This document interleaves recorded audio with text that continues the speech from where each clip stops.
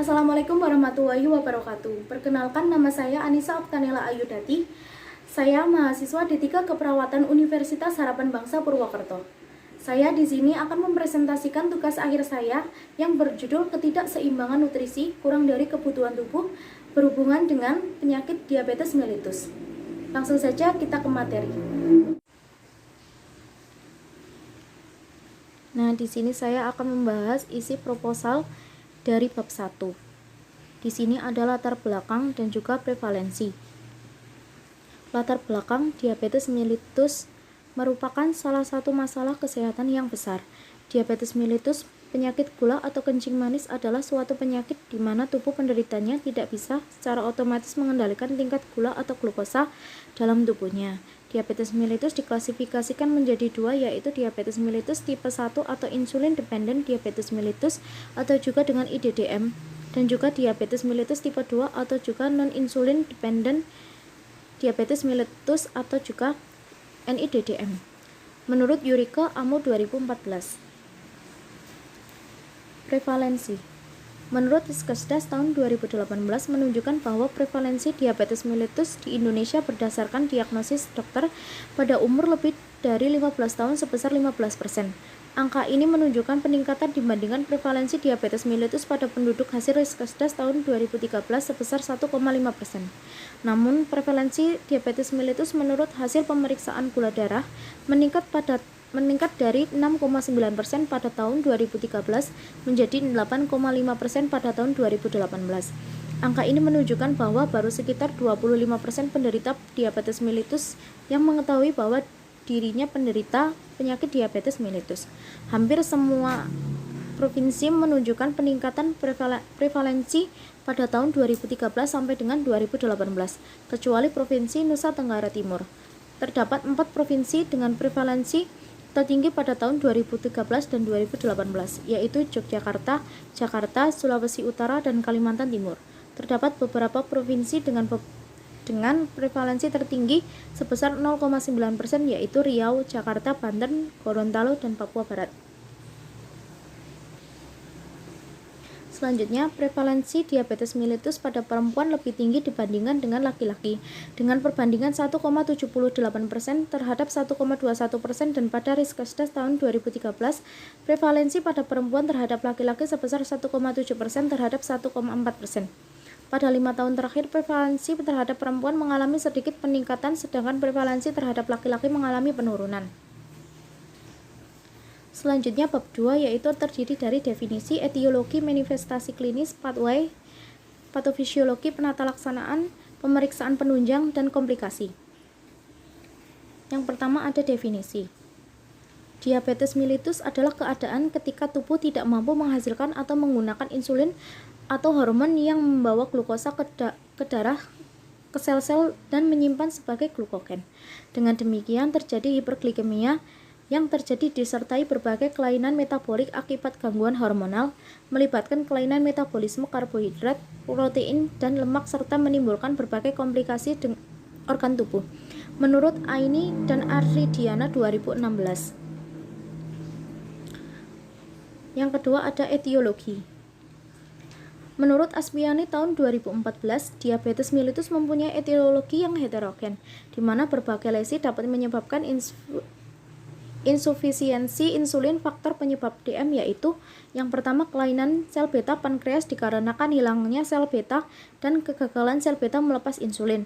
Yang kedua, faktor-faktor lingkungan yang merubah fungsi sel beta, antara lain agen yang dapat menimbulkan infeksi, diet di mana pemasukan karbohidrat dan gula yang diproses secara berlebihan, obesitas, dan kehamilan.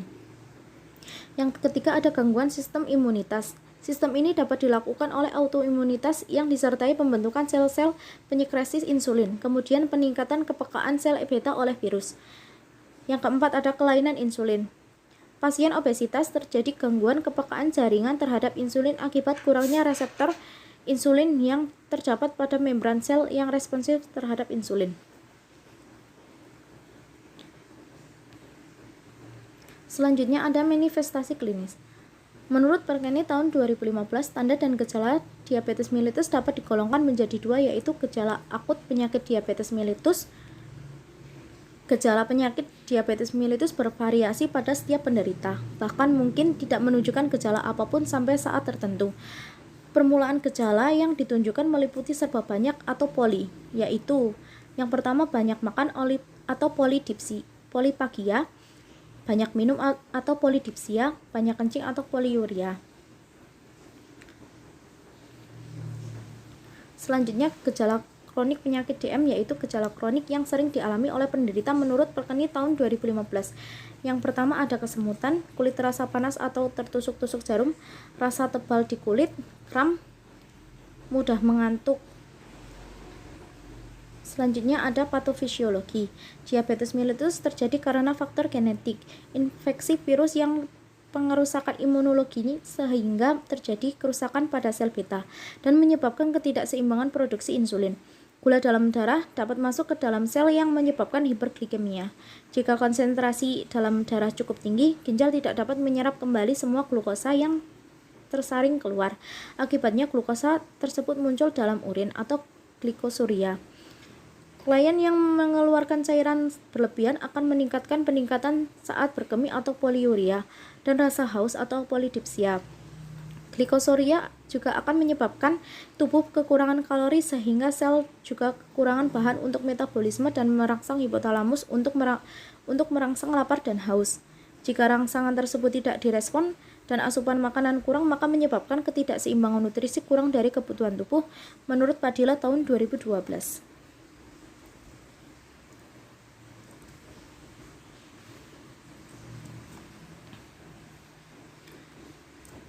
Sekarang pathway. Yang pertama yaitu ada fokus genetik infeksi virus pengerusakan imun, kemudian kerusakan sel beta, kemudian ketidakseimbangan produksi insulin yang menyebabkan gula darah tidak dapat dibawa dan menjadi hiperglikemia. Kemudian batas melebihi ambang ginjal yang terjadi glikosuria. Kemudian terjadi diuresis osmotik dan terjadi poliuria. Kemudian terjadi elektrolit dan kehilangan elektrolit dan sel. Kemudian terjadi dehidrasi, kemudian menjadi resiko shock, kemudian merangsang hipotalamus, menjadi pusat lapar dan polidipsia dan polipagia. Kemudian terjadilah ketidakseimbangan nutrisi kurang dari kebutuhan tubuh.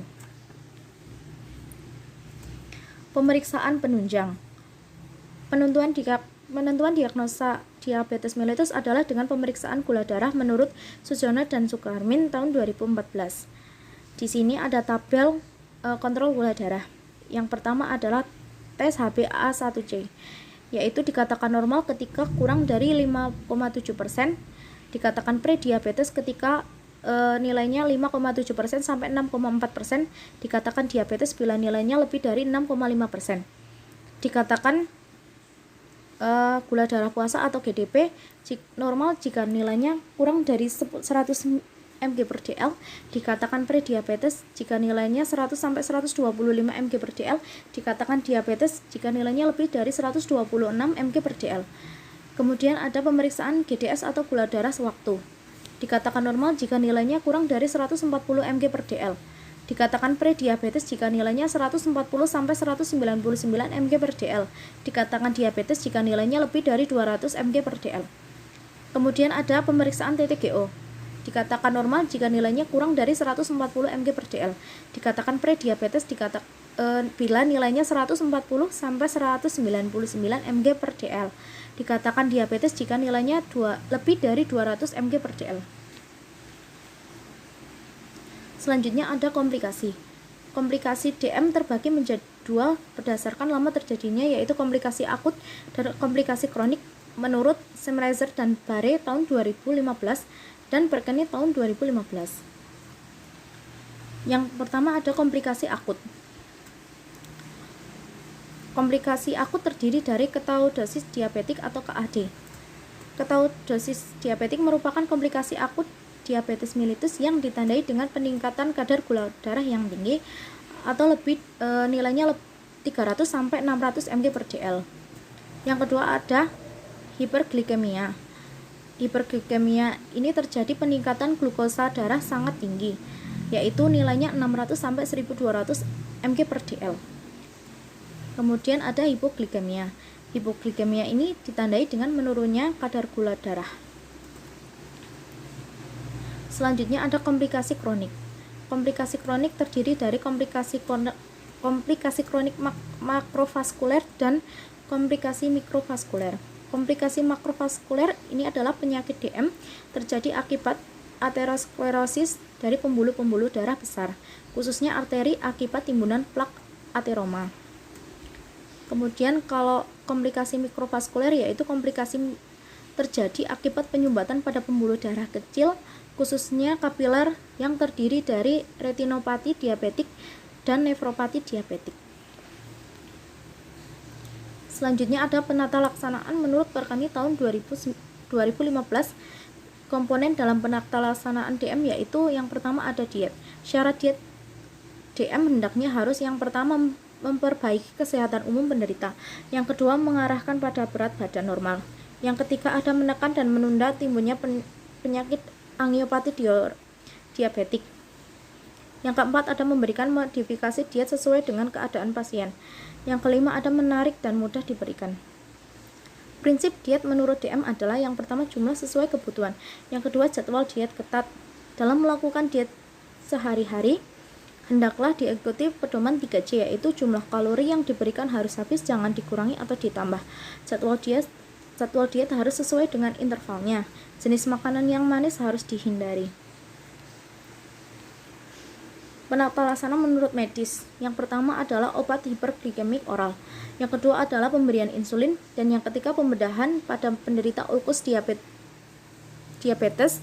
Dapat juga dilakukan pembedahan yang bertujuan untuk mencegah penyebaran ulkus ke jaringan yang masih sehat.